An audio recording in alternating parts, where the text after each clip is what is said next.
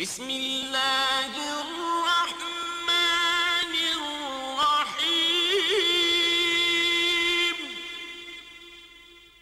وَلَقَدْ يَسَّرْنَا الْقُرْآنَ لِلذِّكْرِ فَهَلْ مِن مُدَّكِرٍ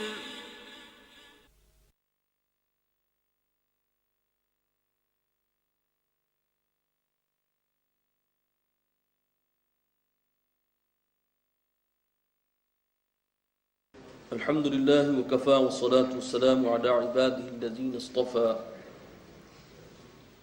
خصوصا على أفضلهم وخاتم النبيين محمد الأمين وعلى آله وصحبه أجمعين. أما بعد فأعوذ بالله من الشيطان الرجيم. بسم الله الرحمن الرحيم. تنزيل الكتاب من الله العزيز الحكيم. إنا أنزلنا إليك الكتاب بالحق فاعبد الله مخلصا له الدين ألا لله الدين الخالص والذين اتخذوا من دونه أولياء ما نعبدهم إلا ليقربونا إلى الله زلفى إن الله يحكم بينهم فيما هم فيه يختلفون ان اللہ لا يهدي من هو كاذب كفار. صدق اللہ العظیم. رب اشرح لي صدري ويسر لي امري واحلل عقدة من لساني يفقهوا قولي. اللهم الهمني رشدي واعذني من شرور نفسي. اللهم ارنا الحق حقا وارزقنا اتباعه وارنا الباطل باطلا وارزقنا اجتنابه. اللهم رب زدني علما آمین یا رب العالمین. ہم اللہ کے نام سے آج سورہ زمر سے اپنے مطالعے کا آغاز کریں گے. سورہ زمر سے جو سلسلہ سور شروع ہو رہا ہے، یعنی سورتوں کا ایک سلسلہ، یہ اصل میں حامیم سیریز کی صورتیں ہیں. اگرچہ اس سورت سے پہلے حروف مقطعات حامیم نہیں ہیں، لیکن اس کے بعد جو 7 صورتیں ہیں، سورہ مومن ہے، پھر سورہ حامیم السجدہ ہے، پھر شورا ہے، پھر زخرف ہے، پھر دخان ہے، پھر جاسیہ ہے، پھر الاحقاف ہے، یہ 7 صورتیں جو ہیں وہ حامیم سے شروع ہوتی ہیں. تو جیسے کہ ہم نے 2 روز پہلے جن صورتوں کا مطالعہ کیا تھا، مکی صورتیں، وہ سلسلہ الف لام میم کی صورتیں تھیں. 4 صورتیں ان کا آغاز ہوا الف لام میم کے حروف مقطعات سے. سورہ زمر اگرچہ حامیم سے شروع نہیں ہوئی، اس کے آغاز میں حروف مقطعات میں سے کوئی حرف نہیں ہے، لیکن اس کا جو سٹائل ہے، اس کا آغاز کلام، تنزیل الکتاب من اللہ العزیز الحکیم، بالکل یہی انداز ہے بقیہ 7 صورتوں کا بھی آپ دیکھیں گے. اس میں سے متعدد صورتیں وہ ہیں جو شروع ہوئی ہیں حامیم تنزیل الکتاب من اللہ العزیز الحکیم. سورہ جاسیہ بھی ان الفاظ سے شروع ہوئی، سورہ احقاف بھی ان الفاظ سے شروع ہوئی.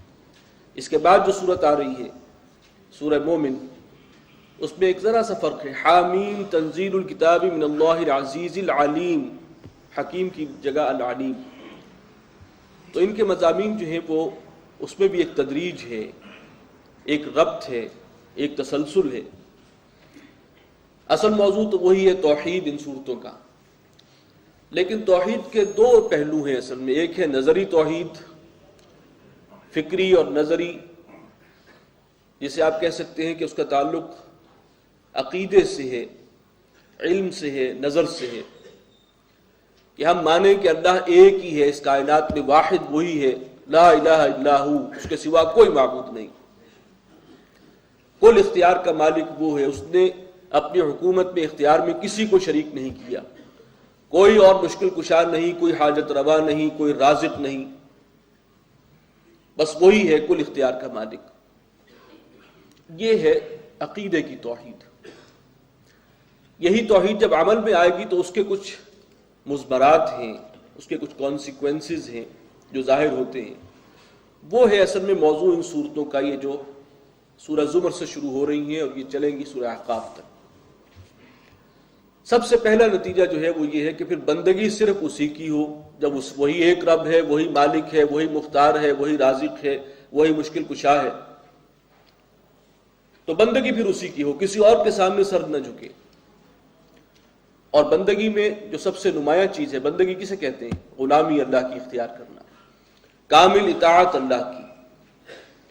لیکن یہ اللہ کی غلامی جب ہم کرتے ہیں تو اس میں محبت کے ایلیمنٹ شامل ہوتا ہے، اس لیے کہ وہ ہمارا کوئی مصنوعی یا خود ساختہ آقا نہیں ہے، وہ حقیقی مالک ہے، واقعی اسی نے پیدا کیا ہے، واقعی وہ آسمانوں اور زمین کا مالک ہے، رزق وہی دے رہا ہے، مہلت عمل جو ہے اسی نے دی ہے، جو بھی صلاحیتیں ہیں اسی کی عطا کرتا ہے، شرف انسانیت سے ہمکنار کیا تو اسی نے کیا.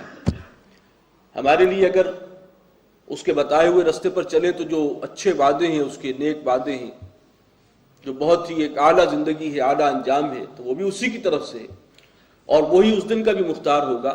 لہٰذا اطاعت پھر اسی کی ہو، مقدم اطاعت ہر معاملے میں، اور وہ محبت کے جذبے سے سرشار ہو کر ہو. ہر معاملے میں زندگی کا کوئی گوشہ ہو، انفرادی گوشہ ہو، اس کے اندر جو ہے وہ عبادات کا معاملہ تو ہے ہی، معاشرت ہے، معیشت ہے، جو کچھ سماجی معاملات ہیں، ستر و حجاب کے احکامات ہیں، گھر کے احکامات ہیں، جو تفصیلی احکامات قرآن مجید نے دیے ہیں، ہر گوشے میں اس کی اطاعت کاملہ ہو. یہ ہے بندگی کا تقاضا، عبادت. تو توحید کا پہلا عملی تقاضا جو ہے وہ ہے عبادت، اور صرف اسی کے لیے اطاعت کو خالص کرتے ہوئے. یہ موضوع ہے سورہ زمر کا خاص. آپ دیکھیں گے یہ خاص بات جو ہے فَاعْبُدِ اللَّهَ مُخْلِصًا لَهُ الدِّينَ، اس کو بہت دفعہ ریپیٹ کیا گیا ہے سورہ مبارکہ میں. اسی توحید کا ایک عملی تقاضا اور بھی ہے کہ پھر دعا بھی صرف اللہ سے کی جائے.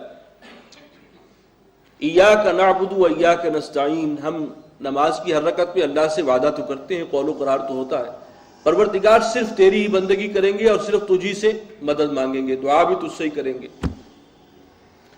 جب کوئی اور مشکل کشا ہے ہی نہیں، سب اختیار اس نے اپنے ہاتھ میں رکھا ہے، تو کسی اور سے دعا کرنے کا کیا مطلب؟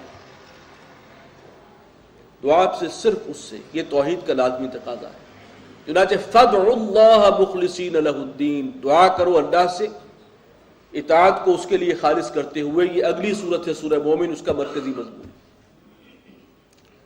اسی سے آگے پھر ایک اسی کی آف شوٹ کہہ لیجئے، اسی کی کرولری کہہ لیجئے کہ دعا تو ہے پروردگار سے فریاد، لوگوں کو اللہ کی طرف بلانا، دعوت. یہ بھی اسی کا نتیجہ ہے کہ اور کسی کی طرف بلانے کی بجائے، کسی مشرکانہ نظام کی طرف، کسی ازم کی طرف، انسانوں کے اپنے بنائے ہوئے کوئی مختلف جو نظام ہیں ان کی طرف دعوت دینے کی بجائے اللہ کی طرف، اللہ کے دین کی طرف بلاؤ. یہ بھی اسی توحید کا لازمی تقاضا ہے. چنانچہ دعوت اللہ جو ہے یہ آپ دیکھیں گے اس سے اگلی صورت حامیم السجدہ کا مرکزی مضمون ہے. اور اس کا جو کلائمیکس ہے وہ یہ ہے کہ رب کی دھرتی پر رب کا نظام قائم ہونا چاہیے. ہم اللہ اکبر جب کہتے ہیں، یہ بہت بڑا توحیدی کلمہ ہے، اس میں کوئی شک نہیں، اللہ سب سے بڑا ہے. لیکن اس کا عملی تقاضا کیا ہے؟ اس زمین پر بھی اللہ کی بڑائی نافذ ہو، اس کی بڑائی کو تسلیم کیا جائے، اسی کے نظام کو سب سے برتر نظام کی حیثیت حاصل ہو، اسی کا حکم جو ہے عدالتوں میں بھی آخری اور فائنل اور حتمی شمار ہو. یہ ہے اقامت دین، دین کا قیام، وہ نظام جو اللہ نے عطا کیا، نظام عدل اجتماعی، اللہ کا عطا کردہ نظام، دین حق، حق کا دین، اللہ کا دین. اس دین کو اس کی زمین پر قائم کرنے کی جد و جہد، یہ اقامت دین ہے. اور یہ اس سے اگلی سورت سورہ شورى کا مرکزی مضمون. تو یہ ایک توحید عملی کے حوالے سے اس کے اندر ایک بڑی تدریج ہے، ایک معنوی تدریج ہے جو ہم دیکھتے ہیں کہ ان صورتوں میں ہے. اور یہ اپنے ان موضوعات کے اعتبار سے قرآن مجید میں یہ بالکل یونیک ہے حصہ. مکی صورتیں ہیں اور مضامین بھی آئیں گے جو مکی صورتوں کے ہیں، لیکن یہ خاص مضمون آپ دیکھیں گے کہ ارتقاء کرتا ہوا اقامت دین تک پہنچتا ہے. آئیے کہ اب ہم اس کا مطالعہ شروع کرتے ہیں. بسم اللہ الرحمن الرحیم. تنزیل الکتاب من اللہ العزیز الحکیم. اس کتاب کا اتارا جانا ہے اللہ کی جانب سے جو العزیز ہے، الحکیم ہے.